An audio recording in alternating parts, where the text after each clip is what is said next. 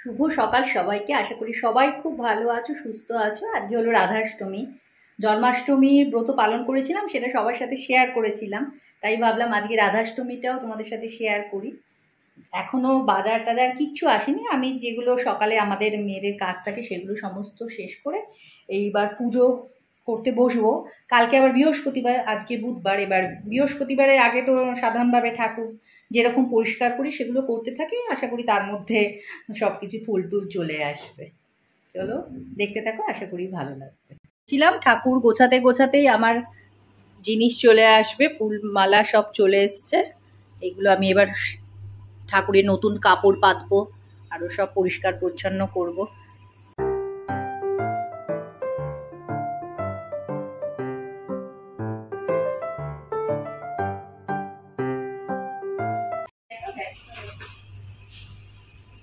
সব শপিং আমি করেছি। লোকটা পনিরটা একবারে জানো পুরো একদম পারফেক্ট কেটেছে।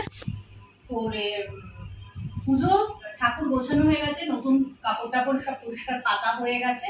এখন আগে দেখি যে বাজার থেকে কি কি আনলো, সেগুলো আমি বার করি।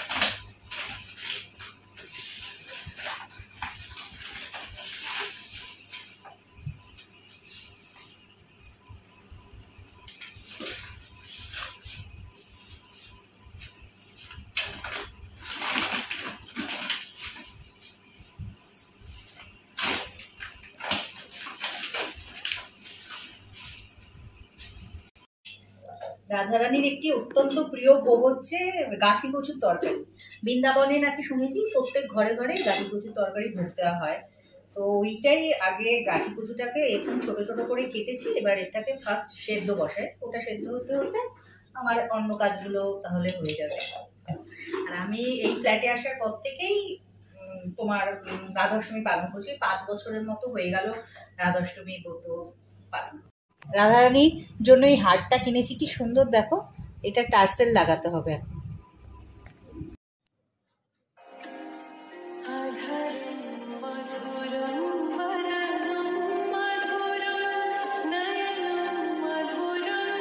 আমার ঠাকুর সাজানো হয়ে গেছে, কি সুন্দর অপূর্ব লাগছে দেখতে। আর এখন একটু ফল আর মিষ্টি দিয়ে ভোগ নিবেদন করেছি, দই মিষ্টি দিয়ে। এরপরে বাকি ভোগগুলো আনছি। ঠাকুরের সাজানো হয়ে গেছে। আমার এই কাজটাই সব থেকে ভালো লাগে। আর ফল দিয়েছি, আর এদিকে হচ্ছে তো মিষ্টি দিয়েছি।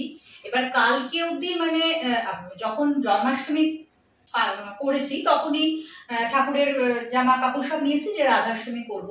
এইবার আমার ছেলে রুটিন দিয়ে দিয়েছে, কালকে থেকে ওর পরীক্ষা। তো আমার মারও আসার কথা ছিল। মাকে বললাম, মা এবার দেখো আসলেই কি বাচ্চাদের পড়া, কালকে আবার বাংলা পরীক্ষা প্রথম দিন শুরু হচ্ছে।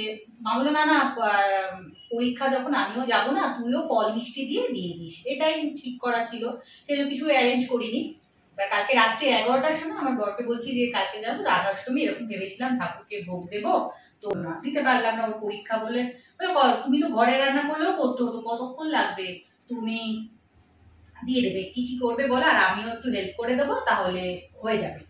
তো সেই মার মানে খাওয়ার ইচ্ছা, তাই জন্যই হয়েছে। তাই সকালবেলায় তাড়াহুড়ো করে, এই তো সকালবেলা সব আনলো, আমি রাত্রিবেলা রান্নাঘর, আর যেহেতু আমাদের আলাদা কোনো রান্নাঘর নেই, একই জায়গায় আমাদের রান্না হয়, ঠাকুরের রান্না হয়, সেই জন্য আরো বেশি করে পরিষ্কার করতে হয়। সকালবেলা করলাম, তারপর রাত্রিবেলা করে রেখেছিলাম, পরিষ্কার পরিচ্ছন্ন করে এই ভোগ দিচ্ছি। এখন এগুলো দিলাম, আর এরপরে ভোগ দেবো। আর এইটা একটু তাড়াহুড়ো লাগে কি, জন্মাষ্টমী যেমন কি রাতে তুমি যখন দাও কোনো ব্যাপার না, রাধাষ্টমীটা দুপুরের মধ্যেই দিয়ে দিতে হয়। 2-2:30 অব্দি টাইম আছে, তার মধ্যে আমাকে দিতে হবে, সেই জন্য একটু বেশি তাড়াহুড়ো লেগে যায়।